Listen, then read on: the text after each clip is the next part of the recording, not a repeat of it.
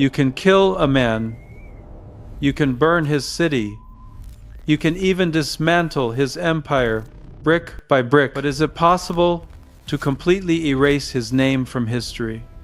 For centuries, this was the central mystery haunting the archaeology of the Middle East. We are talking about a ghost, a figure who is arguably the most famous king in human history, a shepherd who became a warrior, a poet who wrote words still spoken today at funerals and weddings, and a monarch who established a capital in Jerusalem, King David.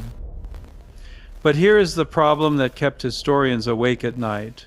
For generations, outside of the Bible, David did not exist. Not a single scratch on a clay tablet, not one inscription on a temple wall, nothing. In the eyes of strict science, the man who supposedly founded the Judeo-Christian lineage was a phantom, until one hot summer afternoon in 1993, when a surveyor in northern Israel looked down at a pile of rubble and saw something that wasn't supposed to be there. This is the story of the Tel Dan Stele, the broken rock that resurrected a king. To understand why this discovery hit the world like a nuclear bomb, you have to understand the intellectual war zone of the 1,980 seconds. Picture yourself as a historian at Oxford or Copenhagen during this time. The dominant school of thought was something called biblical minimalism.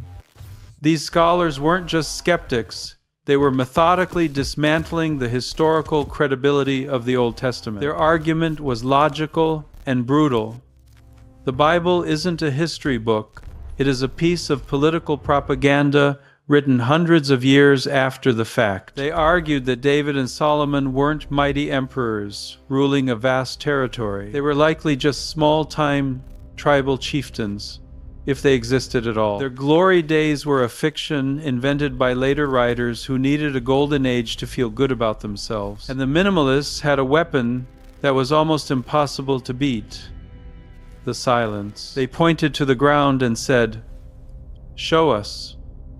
We had dug up the palaces of Assyrian warlords. We had the giant monuments of Egyptian pharaohs.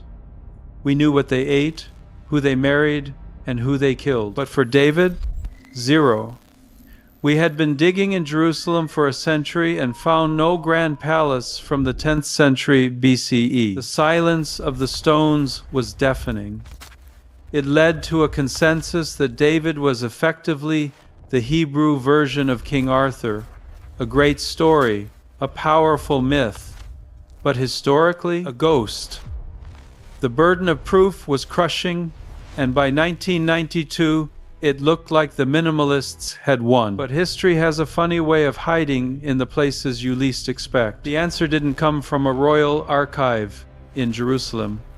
It came from 200 kilometers to the north, at a site called Tel Dan. This is a layer cake of civilizations, one city built on top of the ruins of another, rising up like an artificial hill. It sits right at the foot of Mount Hermon, the lush green northern limit of the ancient Israelite kingdom. It was the 21st of July, 1993. The excavation team, led by the legendary archaeologist Avraham Biran, wasn't looking for the Holy Grail. They were doing something incredibly mundane, sorting through rubble to restore an ancient gate complex. Gila Cook, the team's surveyor, was inspecting a low wall made of basalt stones. Basalt is black, volcanic, and hard. As the late afternoon sun hit the stones at a low angle, something caught her eye. It wasn't the shape of the stone, it was the texture. One of the rocks in this junk pile had a smooth, flattened face, and on that face, carved with elegant, professional precision, were letters. She called Biran over. He leaned in and brushed off the dust. He recognized the script immediately. It was Old Aramaic, dating back to the 9th century BCE. This wasn't a grocery list. This was a royal proclamation. But the irony was staggering. This stone, which we now call the Tel Dan Stele, was a victory monument. It was a billboard commissioned by a king to brag about his power, yet here it was, smashed into pieces and recycled as cheap building material for a wall. The only reason it survived was because someone threw it away. Biran and the team carefully extracted the stone. As they deciphered the 13 lines of text, the hair on their arms began to stand up. This wasn't a friendly letter. It was a boast from an enemy. The author was almost certainly King Hazael of Aram Damascus, a fierce rival of Israel mentioned frequently in the Bible. In the text, Hazael brags about his military genius. He claims to have killed 70 kings. He talks about destroying chariots and horsemen, and then he names his victims. He claims to have struck down Jehoram, son of Ahab, king of Israel. This aligns perfectly with the biblical timeline. But then, in the very next line, the text drops the hammer. Hazael claims victory over a king from the house of David. There it was, BYTDWD, House of David, written in stone, dated to within 150 years of when David lived. The implications were immediate and earth-shattering. You do not brag about defeating a mythical dynasty. You don't put up a victory monument claiming you beat the descendants of a ghost. You only use that name if David is the recognized historical founder of the kingdom you just crushed. The enemy king was validating the Bible. He was acknowledging that the southern kingdom of Judah was known internationally by friends and foes alike as the House of David.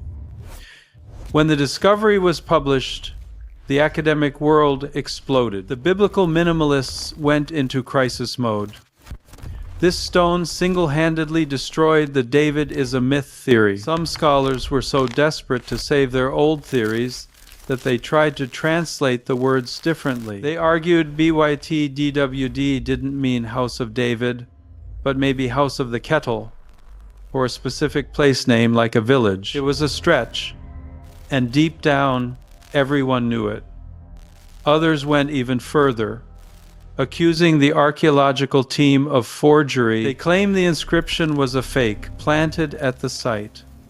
But science stepped in to settle the score. The stone was analyzed for its patina, the microscopic crust that forms on rock surfaces over thousands of years of exposure to the elements. The patina was found not just on the stone, but inside the grooves of the carved letters. You cannot fake 3,000 years of chemical oxidation. And if that wasn't enough, a year later, the team found 2 more fragments of the same stele in the rubble. They fit the first piece like a jigsaw puzzle. The forgery theory collapsed. The kettle theory evaporated. The evidence was absolute. The Tel Dan Stele forced a rewrite of the history books. It didn't prove that David killed Goliath with a sling. It didn't prove he wrote the Psalms. But it proved the most fundamental fact of all. He was real. He was a flesh and blood monarch who established a dynasty so powerful that a century later, his enemies still defined his nation by his name. Today, that piece of black basalt sits in the Israel Museum. It is a small, broken thing, but it carries a massive lesson. We tend to think history belongs to the victors, to the people who build the biggest statues. But in this case, the truth was preserved by the enemy and hidden in the trash. The silence of the ancient world isn't always empty. Sometimes it's just waiting for the right person at the right moment to turn over the right stone. If you want to see more investigations where we dig up the truth buried under centuries of dust, hit that subscribe button. We are just scratching the surface.